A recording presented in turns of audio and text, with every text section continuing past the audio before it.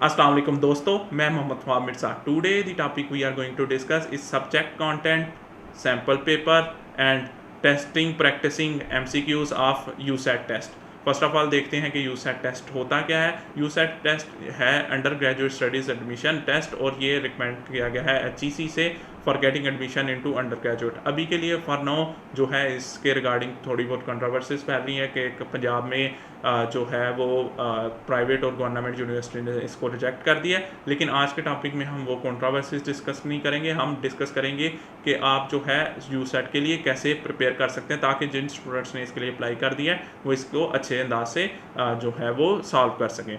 तो अगर हम यूसेट टेस्ट के कोर्स कंटेंट की तरफ देखें तो इसके दो पार्ट्स हैं। एक पार्ट है पार्ट 1 जो है उसमें आपकी वर्बल रीजनिंग आ रही होगी और क्वांटिटेटिव रीजनिंग, और इसमें जो है वो 75 MCQs होंगे, 75 MCQs, और जो है वो जो टाइम अलाउड है वो 100 मिनट्स होगा। इसके अलावा जो सेकंड पार्ट है वो ऐसे का होगा, उसमें दो ऐसे होंगे, आर्ग्यूमेंट बेस्ड ऐसे राइटिंग और नैरेटिव बेस्ड ऐसे राइटिंग। आर्ग्यूमेंट बेस्ड ऐसे राइटिंग में आपने आर्ग्यूमेंट बिल्ड करना होता है, नैरेटिव बेस्ड ऐसे राइटिंग में आपने अपनी पर्सनल वो बताना होता है। आर्ग्यूमेंट बेस्ड में मोस्ट प्रॉब्ली इस तरह का आ रहा होगा कि ग्लोबलाइजेशन के इफेक्ट या मतलब जो है जो आजकल के वुमेन इन पाकिस्तान जनरली इस तरह का टॉपिक आ सकता है। इस तरह नैरेटिव बेस्ड में मोस्ट प्रॉब्ली इस तरह का आएगा कि एग्जांपल लेते हैं कि आप जो है अभी टेस्ट देने आए हैं, घर से टेस्ट देने तक की अपनी जर्नी को एक्सप्लेन कर दें, या मतलब जो पर्सनल बेसिस पे होती है उसकी राइटिंग के बारे में है। तो जो है ऐसे में मैं अभी से ही रिकमेंड करता जाऊँ कि आपने कोशिश करनी कि इंग्लिश में करें ताकि जो है मैक्सिमम मार्क्स अचीव कर सकें, क्योंकि मेरे बहुत सारे जानने वाले हैं जिन्होंने लेट दिया था तो उनकी भी रिकमेंडेशन यही थी। तो ऑब्वियसली अल्टीमेटली ये भी उन्हीं फैकल्टी से चेक हो रहा होगा। कहने को ऑब्वियसली ये अलमिया है, मैं ये नहीं कह रहा कि आप जो है वो उर्दू को छोड़ें, लेकिन बात यह है कि अभी के लिए हमारा मकसद मार्क्स लेना है यूसेट में अच्छे से अच्छे, ताकि हमारा दाखिला हो सके। तो ये चीज़ें इंशाल्लाह that's a fight for another day, वो भी लड़ेंगे इंशाल्लाह। अच्छा जी, तो अब जो है फर्दर डिस्कस करते हैं स्टेप बाय स्टेप के इनके फर्दर पार्ट्स क्या हैं। तो वर्बल रीजनिंग में जो फर्स्ट जो वो क्वेश्चंस होंगे वो एनालॉजी के 5 MCQs होंगे। तो एनालॉजी क्या होता है कि आपने एक रिलेशनशिप बिल्ड करना होता है कि मतलब अगर इस चीज़ से ये रिलेशन है तो दूसरी चीज़ का क्या रिलेशन बनता है। एग्जांपल लेते हैं, जैसे इधर मैंने MCQs 2 खोले हुए हैं। इंसेक्ट अगर डिजीज़ फैलाते हैं तो वार क्या करती हैं, वार डिस्ट्रक्शन फैलाती हैं। इसी तरह बुक जो है अगर उस स्कोप के ऊपर हम कवर करते हैं तो पेंटिंग के ऊपर क्या करते हैं, हम फ्रेम करते हैं उसको सेव करने के लिए, ठीक है। तो इस तरह आपने जो है वो डिफरेंट किस्म की रिलेशनशिप क्रिएट करने होते हैं। फ्लोट जो होता है वो यानी कि जो चल रहा होता है वही डूबता है, ठीक है जी। तो बोट का यानी फ्लोट और सिंक जो है आपस में वो जो है वो हैं। तो बोट अगर है तो मोस्ट प्रॉब्ली मुझे लग रहा है कि वो सबमरीन होनी चाहिए, लेकिन फिर भी देखते हैं। जी तो सबमरीन है, ठीक है। तो आप ओवरऑल इससे गेट कर चुके होंगे कि क्या एनालॉजी में क्वेश्चंस इसी तरह के क्वेश्चंस आ रहे होंगे HEC में। तो आपने इसको मेक श्योर करना है कि रिलेशनशिप को अच्छी तरह बनाते जाएं, और ये मैं वेबसाइट भी शेयर कर दूंगा, इससे आपकी बेसिक जो है वो कवर आउट हो जाएगी, ठीक है। डिस्क्रिप्शन के नीचे मैं इसको मेंशन कर दूंगा, ठीक है जी। तो अब हम आते हैं फर्दर क्वेश्चंस की तरफ। जो फर्दर सेकंड क्वेश्चन है वो है सिनोनियम्स। सिनोनियम्स क्या होता है कि आपने मुतरादफ जो है वो वर्ड फाइंड आउट करना होता है। तो सिनोनियम्स इसमें 2 MCQs आ रहे होते हैं, मतलब अच्छा और बेहतर ये आपस में सिनोनियम है, ठीक है। अब इंग्लिश में ही इसको कन्वर्ट कर लेते हैं, ठीक है जी। एग्जाम्पल लेते हैं कि क्या नाम है ये रेक्टिफाई जो है वो लिखा हुआ है। रेक्टिफाई का मतलब क्या होता है कि सही करना, ठीक है जी। तो करेक्ट अगर इसका जो है वो सही बन रहा है। रेक्टिफाई टू बिल्ड है, डिस्ट्रॉय ये भी नहीं होता, टू कमांड भी नहीं होता है, ठीक है जी। पैरासाइट क्या होता है, जो हमारी बॉडी के साथ चिपक जाता है, ठीक है। तो इसका मतलब है वन दैट क्लीन। सो जो भी सेम मीनिंग होगा आपने मेक श्योर करना है उस पर जो है वो क्रॉस या जो भी उन्होंने कहा होगा सर्कल बनाना है या जो भी है तो वो कर दीजिएगा, ठीक है। तो सिनोनिम का मतलब होता है सेम मीनिंग जो है वो करना। और इधर मैं ये क्लियर आउट करता जाऊँ कि ये मैं जो है वो बेसिक इसलिए बता रहा हूँ कि बहुत सारों को शायद इस पैटर्न का ना पता हो, तो वो मेक श्योर कर सकें कि जो है वो स्टेप बाय स्टेप चल सकें। और ये वेबसाइट भी इंशाल्लाह मैं शेयर कर दूंगा आपके हक के लिए, ठीक है जी। अब आते हैं थर्ड पार्ट की तरफ। थर्ड पार्ट है वर्बल रीजनिंग में एंटोनियम। एंटोनियम के 3 एमसीक्यूज आ रहे होते हैं। एंटोनियम का क्या मतलब होता है कि अपोजिट वर्ड फाइंड आउट करना है। एग्जांपल लेते हैं, अच्छा है तो बुरा उसका एंटोनियम है। इसी तरह क्या नाम है, अगर एग्जांपल कोई चीज़ फ्लोट कर रही है तो सिंक उसका जो है एंटोनियम है। ठीक है जी, तो आपका बेसिक कॉन्सेप्ट इस बारे में क्लियर हो गया। बाकी इधर आपको प्रैक्टिस भी मैं बताता हूँ। ठीक है जी, अब देखें इधर लिखा हुआ है give the antonym of military. Military का अपोजिट क्या होता है? सिविल, यानी कि जो आवाम होती है। ठीक है जी, इसके अलावा choose the word which is most आप, ठीक है, एम्ब्रेस। एम्ब्रेस होता है कि मान लेना या उसको वो कर लेना। ठीक है, तो contradict, disobey, obscure, reject. Most probably शायद इसको रिजेक्ट होना चाहिए, हम फिर भी देख लेते हैं। हाँ जी, रिजेक्ट जो है, तो वो जो भी हो उसका अपोजिट फाइंड आउट करना है। ठीक है, यही इसी तरह क्वेश्चंस आ रहे होंगे आपने, तो मेक श्योर करना है कि ये चीज़ें कर सकें। इसका भी मैं लिंक जो है वो पेस्ट कर दूंगा फॉर योर हेल्प। ठीक है जी, अब आते हैं फोर्थ पार्ट की तरफ, वो है सेंटेंस कंप्लीशन। ठीक है, आपने सेंटेंस को कंप्लीट करना होगा। ठीक है जी, तो इसके भी मैं सैम्पल क्वेश्चंस आपके साथ शेयर करता हूँ। तो क्या है मतलब, ये देखें जी, Rajeev failed in the examination.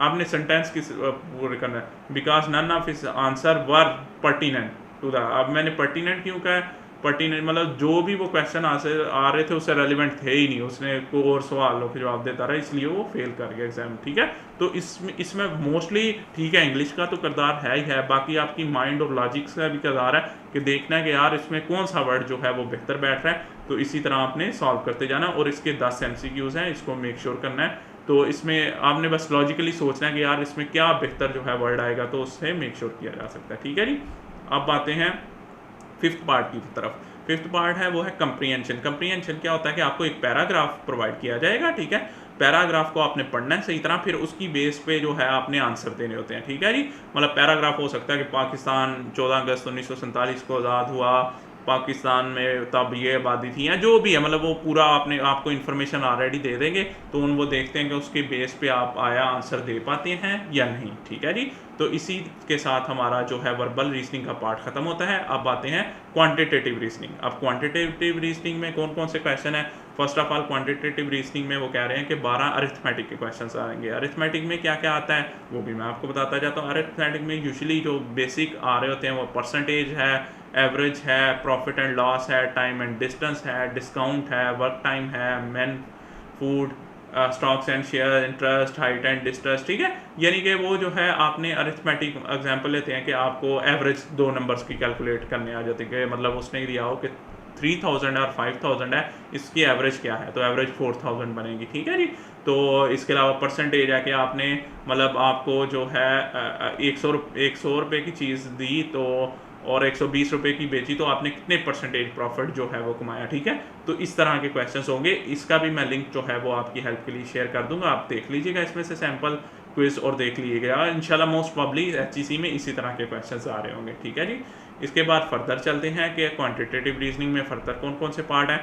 तो वो है algebra and function. Algebra and functions में क्या होगा कि आपको फंक्शंस दिया होंगे और इक्वेशंस दी होंगी। ठीक है जी, तो उसकी बेस पे आपने सॉल्व करना होगा। ठीक है जी, अलजबरा जो है मतलब एक्स वाई जी जो हम वो करते हैं, जो वेरिएबल्स के फॉर्मेट में आता है उसको अलजबरा कहते हैं। ठीक है जी, तो क्या हुआ कि एग्जाम्पल लेते हैं कि इधर हम देखते हैं कि मतलब कैसे सॉल्व करना। ठीक है, इसमें हमने डी की वैल्यू कैलकुलेट करनी है। ठीक है जी, तो क्या है d+3/3 -2d -3/2 +d -5/6। ठीक है जी, तो फर्स्ट ऑफ ऑल तो हम d इधर आ जाएगा और +5/6 जो है वो इधर आ जाएगा। ठीक है जी, ये इक्वेशन अगर आप कहेंगे तो मैं बोर्ड में बाद में सॉल्व भी कर दूंगा, लेकिन इधर जो है वो करनी थोड़ा मुश्किल होगी, मतलब बाय जस्ट ज़बानी। लेकिन यह है कि ये अलजबरा में इस तरह की इक्वेशंस आ रही होंगी जो है ना, और उसकी बेस पे आपने सॉल्व करना है। ठीक है जी, अब इसके अलावा जो है ज्योमेट्री में क्या हो सकता है कि ट्राइंगल के कितने रुख होते हैं,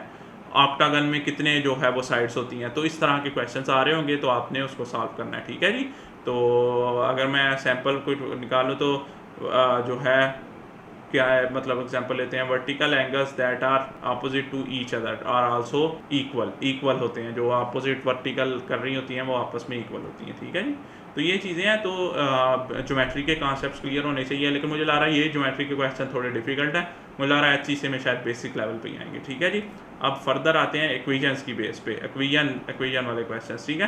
तो जैसे ये इक्वेशन है a is equal to minus 9a, अगर इधर लेफ्ट पे ले जाएं तो a plus 9a is equal to 10a हो जाएगा, 10a इज इक्वल टू 2, और a इज इक्वल टू 2/10, तो 2/10 टू 1/5 मेरे ख्याल में इसका आंसर होना चाहिए, हाँ 1/5, ठीक है। तो इस तरह 2a minus 20 is equal to 20, तो 2 उधर चला गया तो 2a इज इक्वल टू 22, और a is equal to 22/2 is equal to 11 होना चाहिए, ठीक है। तो इसी तरह के क्वेश्चन होंगे, तो इसको मेक श्योर करना है कि आपने सॉल्व करते जाना है, ठीक है जी। अगर आपने मैट्रिक अच्छे तरीके से किया तो shouldn't be a problem for you, ठीक है जी। अब फर्दर चलते हैं कि स्टैटिस्टिक्स के क्वेश्चंस आ रहे होंगे। स्टैटिस्टिक्स मैंने कभी वैसे पढ़ी नहीं है, लेकिन इसमें जो क्वेश्चंस होते हैं वो मतलब आपने जो है जैसे अरिथमेटिक मीन है, ज्योमेट्रिक मीन है, और ये इस तरह की चीज़ें आ रही होंगी। मैंने खुद नहीं पढ़ा, so I wouldn't be able to answer. Might भी कोई एक्सपर्ट हो तो वो जो है इन स्टैटिस्टिक्स तो वो आंसर दे सकेगा इसके बारे में, लेकिन आपकी हेल्प के लिए मैंने सैम्पल क्वेश्चन शेयर कर दिए, ठीक है। आप उसको जाकर प्रैक्टिस कर लीजिएगा, या स्टैटिस्टिक्स को ओवरऑल वैसे भी कॉन्सेप्ट भी थोड़े बहुत उसके पढ़ लीजिएगा ताकि आपको कोई मसला ना आए, ठीक है जी। अब आते हैं फर्दर जो है scenario based and mathematical mental problem. इसमें क्या होगा कि मोस्ट प्रॉब्ली ना सिनेरियो बेस्ड क्या होता है कि भाई 4 बंदे काम कर रहे थे, तो जो है वो अगर 2 दिन में कर सकते हैं तो 2 बंदे लग के कितने काम कर सकते हैं, तो वो 4 दिन में कर सकेंगे, ठीक है। मतलब अगर उनकी वह जो है वो काम करने की सलाहियत एक जैसी है, तो इस तरह के मेंटल बेस आ रहे होंगे। यहाँ जी उसके पास 5 बॉल्स थी, 3 जो है उसके पास फ्रूट्स थे तो उसने ऐसे दे दिए, तो उसके पास अब कितने रह गए, तो इस तरह के मेंटल बेस वो प्रॉब्लम्स आपको वो दे रहे होंगे, तो उसको सॉल्व करना है, ठीक है जी। अब आते हैं सेकंड पार्ट की तरफ, जो है ऐसे दो ऐसे लिखने हैं, ठीक है जी।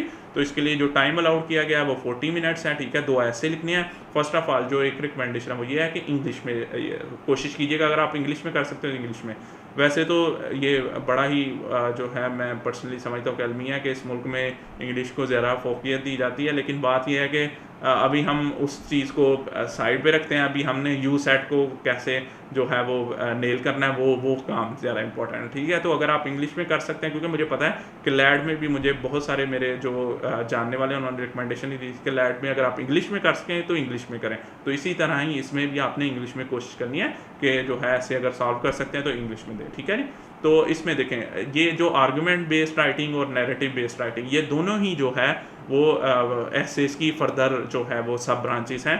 तो आर्गूमेंट बेस में क्या होता है कि आपने आर्गूमेंट बिल्ड करना होता है जो है, ठीक है। अब अगर मैं इसकी एग्जांपल भी दूं तो इस तरह का मैं आपको एग्जांपल देता हूं इसकी, कि आपको इस तरह का आ सकता है कि discuss the effects of globalisation on the economy of Nigeria, ठीक है। तो उसमें ये देखिए उन्होंने एग्जांपल भी दी है, do not just list the effect you can think of, do develop a focused argument about the overall effect and why it matters backed up by evidence from the sources, ठीक है। आपने sources जो आपको पता है वो भी बीच में मेंशन करने हैं, ठीक है। और पूरा एक आर्ग्यूमेंट जो है बड़ा अच्छा सा जो है वो करना है, बिल्ड करना है। तो ये इसे कहते हैं आर्ग्यूमेंट बेस, यानी आपने आर्ग्यूमेंट देने हैं कि क्यों है जो है क्या इफेक्ट्स आएंगे globalisation on the economy of Nigeria, उसको बड़ी अच्छी तरह से आपने फॉलो अप करना है, ठीक है जी। अब दूसरी आती है कि नैरेटिव बेस ऐसे। नैरेटिव बेस ऐसे में होता है कि आपने पर्सनल एक्सपीरियंस शेयर करने होते हैं, ठीक है जी। कि मतलब जो है इसमें ये नहीं है कि आपने एक आर्गूमेंट बिल्ड करना होता है, आपने नैरेटिव जो है अपना देना होता है, जो आपके पर्सनल एक्सपीरियंस की बेस पे है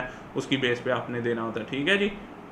जैसे write a story about first day of school हो सकता है, वो पूछें कि write a story about your first day of university, वो यूनिवर्सिटी का चेक करना चाहें, ठीक है।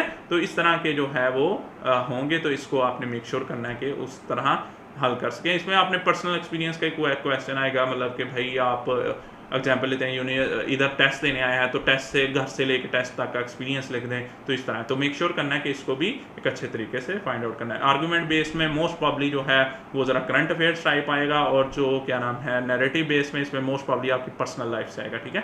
तो इंशाल्लाह मेक श्योर करें, और मुझे उम्मीद है कि आप टेस्ट बहुत अच्छी तरह सॉल्व कर सकेंगे। मैं ये सारे लिंक्स जो हैं वो वेबसाइट के पेस्ट कर दूंगा, आपका बेसिक चीज़ें प्रिपेयर हो जाएंगी। Best of luck. अगर आपको वीडियो पसंद आई हो तो लाइक करें, दोस्तों के साथ शेयर करें, और हमारे चैनल को सब्सक्राइब कर लें ताकि आपको फर्दर वीडियोस मिलती रहें। हमारे साथ जुड़े रहने के लिए और बार बार इस चैनल पर आने के लिए मोहम्मद वहाब मिर्ज़ा आपका तहे दिल से शुक्रगुजार। अल्लाह हाफिज़। पाकिस्तान जिंदाबाद।